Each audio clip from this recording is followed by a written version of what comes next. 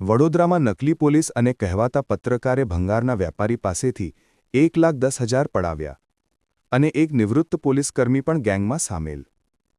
વડોદરા શહેરના ભંગારના વેપારીના ગોડાઉનમાં ઘૂસી જઈ જીએસટી અને ચોરીનો માલ હોવાનું જણાવી પોલીસ અને કહેવાતા પત્રકારે ખોટા ગુનામાં ફસાવાની ધમકી આપી ₹5 લાખની માગણી કરી હતી. વેપારી પાસેથી આ ગેંગે ટુકડે ટપડે ₹1,10,000 પડાવી લીધા હતા. જોકે આ સમગ્ર મામલો આખરે વાડી પોલીસ સ્ટેશને પહોંચે અસલી પોલીસ, નકલી પોલીસ અને કહેવાતા પત્રકાર મળી કુલ 5 ઠગોની ધરપકડ કરી છે.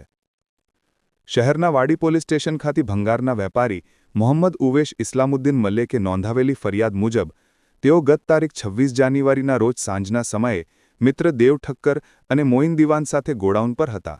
ત્યારે અચાનક ફોર્મલ કપડામાં 2 લોકો ગોડાઉનમાં આવી ઇલેક્ટ્રોનિકનો ભંગાર જોઈ કહેવા લાગ્યા કે આ ચોરીનો માલ છે અને જીએસટીનું બિલ તથા માલનું બિલ માંગવામાં લાગ્યા હતા. જેથી મોહમ્મદ ઉવેશે તેમણે જણાવ્યું કે મારો ધંધો ₹5 લાખથી વધારે નથી, એટલે જીએસટીનું બિલ નથી. ત્યારબાદ આ બંને ગોડાઉનમાં પડેલા સામાનની વિડીયોગ્રાફી કરવા લાગ્યા. ત્યારે વેપારીએ પૂછ્યું, તમે જીએસટીના અધિકારી છો?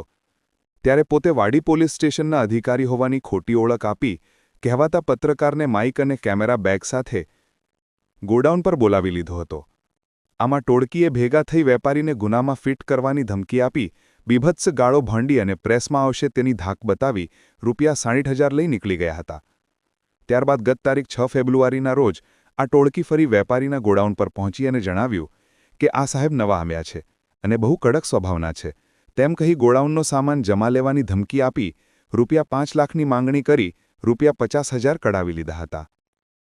આ ટોળકીથી ત્રસ્ત થઈ વેપારીએ આખરે વાડી પોલીસ સ્ટેશન ખાતે ફરિયાદ નોંધાવતા પોલીસે નકલી પોલીસ અને કહેવાતા પત્રકારની ધરપકડ કરી કાયદેસરની કાર્યવાહી હાથ ધરી છે. પોલીસે રોકડ રકમ સહિત કુલ ₹2,40,500નો મુદ્દામાલ જપ્ત કર્યો હતો. Bureau report, India plus news, Vadodara.